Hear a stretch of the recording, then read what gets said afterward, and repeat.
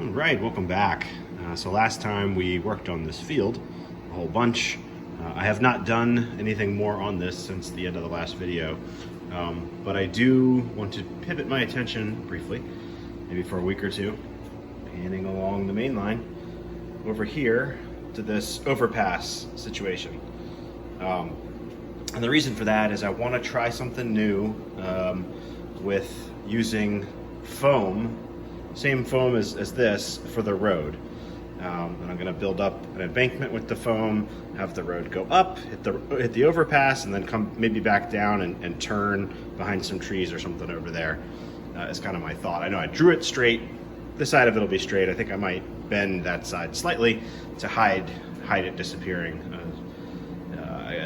The backdrop doesn't have any road on it, so it could just disappear into the woods. So the reason I want to do that soon is because a friend of mine has lent me his foam cutting table thing, which I'll show here in a little bit. So I want to use that probably to cut the basic forms and also the road itself, which I think I'm going to make like a concrete road versus asphalt. A lot of this is going to be up on an embankment, and some of it will even be overpass, like bridge, over air. So I want to use he lent it to me a couple weeks ago. I want to go ahead and use it so I can give it back to him. So that's why I'm going to come over here and do this, and then worry about coming back and blending all this stuff together. So we're going to change directions here, and I'll show you what we got here in just a second. All right, so this is the kit I got from Midwest Model. Love their really fast shipping. I think I ordered it and they had it boxed up and shipped the next day, and I think I had it within just a couple days of ordering it. So pretty awesome. They always do a really nice job with that. But what this is the Rix Early Highway Overpass. I know at one point I had talked about scratch building this. If any of you have been following me that long, I'm not going to do that. I'm just going to use this kit. It's one of those, the juice probably isn't worth the squeeze type situations. I will scratch build the road, and I will scratch build, obviously, the terrain contours and everything. But for the overpass itself, I'm going to use this. This is the early 150-foot overpass. I don't know that I need all 150 feet. The dimensions here are, it's 20 inches by 3 7/16 wide. I don't think I need, if I pan up here nice and slow, I don't think I need 20 inches to get across this. Maybe 12 or so. I'll just see how the sections go together. But what I want to do is get this built first so that I know how long it is and I know how to get the landforms to fit nicely to it. So that's what we're going to do. I'm going to get into it. I probably won't show too much of it. It's a pretty simple kit. I think my plan is, and I don't usually do this, but I'm going to put it together unpainted and then come back and mask and airbrush as best I can and weather the top of it. So that's the plan, and I'm going to go ahead and get started on it. All right, so just up here, the kit comes with 3 sections here. I guess each one's 50 feet long, and it's already scribed, which is kind of nice. So I think I'll probably use that pattern. I'll measure it out and cut very thin pieces of foam to match for the roadway that continues on the embankment. You'll also see I changed the angle slightly, and I think that will help me have the road disappear behind trees here. So I think I'm going to take it at an angle something like this. There'll be embankment going up to it.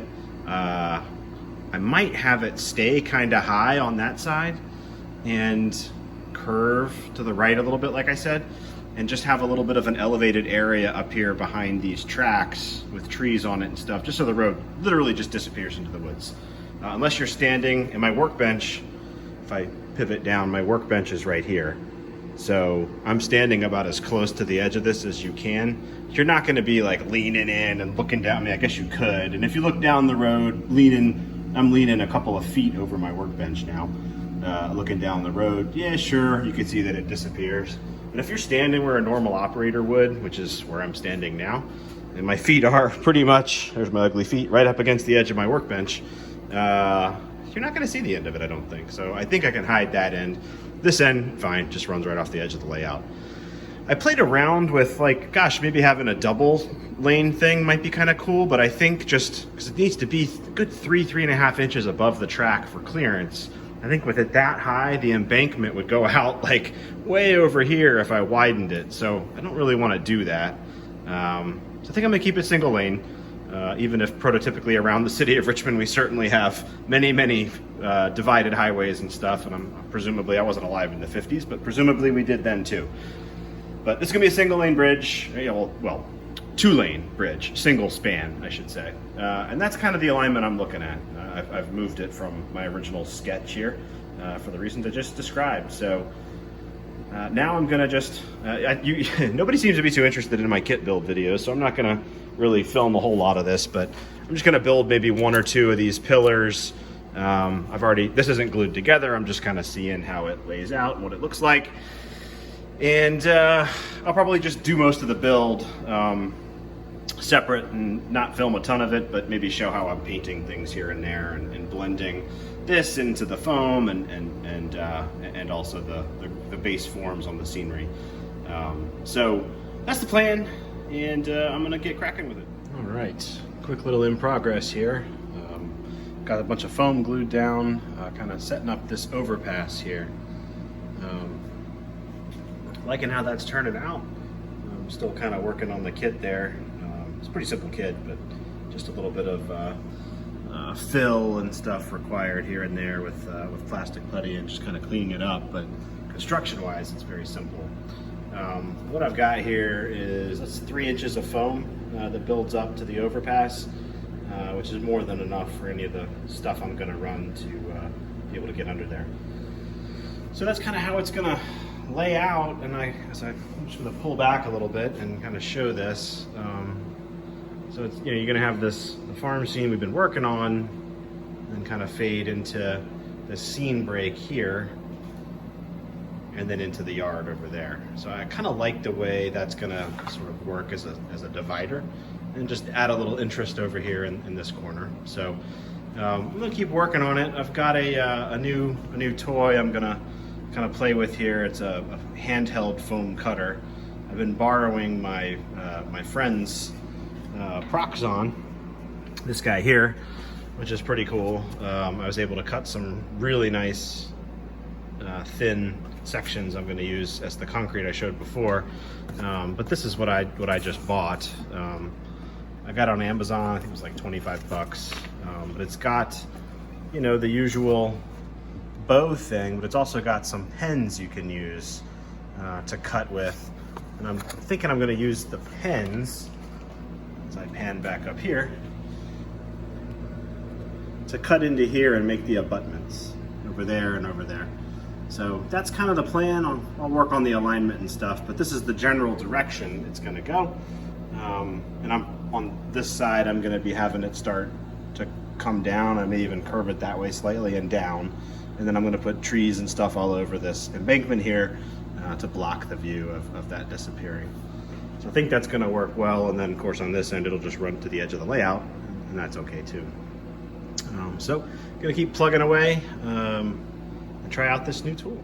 All right, just a quick in progress here. A little bit of time's gone by since that last clip, but I have gotten to this point on the overpass. And I've also marked in green pen, you can see it right on the end there, on both ends of the bridge, just sort of marked where the end of it was before I start cutting here. So just to pan up, kind of show what I'm doing here. So I want to kind of trace where the bridge ends, and I'll probably make abutment separately that I'll then bring in here. And I've got it positioned so that that seam is roughly in the middle of the track, and I'll obviously put the support concrete and the poles at an angle across the bridge so that it runs parallel to the track. But yeah, just wanted to kind of show the alignment. I'm going to be cutting this, and then this corner here, obviously I need to take a bunch of that out. That's kind of unnatural. Maybe there's a retaining wall in my future there, or maybe we'll just find some other solution to it. But yeah, now that I've got it measured, I'll start cutting. Well, I made pretty short work of that. Not that it's anywhere close to done, but the basic form starts to take shape. Obviously I need some sculpt mold, and I need to build the road up here and on the other side, and I need to think about the embankment there. I might just do like riprap. I don't know. It's not actually all that steep, at least on that side. And then this side, maybe with you'll never see it. So maybe just some clever sleight of hand. I won't worry too much about what this side looks like. If it's too steep for riprap, it may be hard to tell from this angle. But the one on the far side is the one your eye will be drawn to and you'll be able to see. But there's the carnage, and there are the two weapons.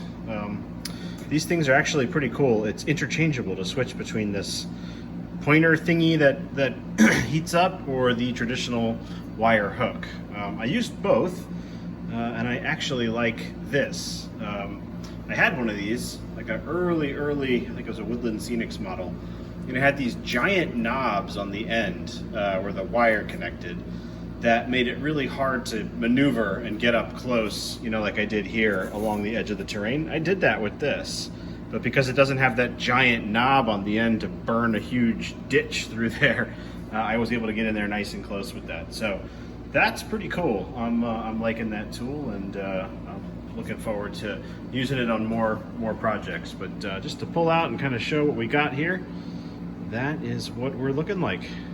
I think that's probably gonna wrap me up for the week.